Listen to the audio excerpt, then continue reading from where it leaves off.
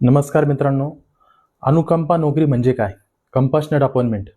कुठलाही शासकीय कर्मचारी ज्यावेळेस नोकरीवर असताना मयत होतो कुठल्याही कारणास्तव, तो व्यक्ती मयत झाल्याच्या नंतर त्याच्या घरातील जे पात्र वारसदार असतात, जसं की त्याची मुलगी किंवा मुलगा, बहीण किंवा भाऊ, किंवा तो व्यक्ती त्याची कुणी जर नसेल तर त्यांची सून, किंवा तो शासकीय कर्मचारी जर अविवाहित असेल तर त्याचा बहीण किंवा भाऊ, असं कुठल्याही व्यक्तीला, घरातील व्यक्तीला त्याच्या जागेवर नोकरी भेटते, त्याला म्हणतात अनुकंपा नोकरी.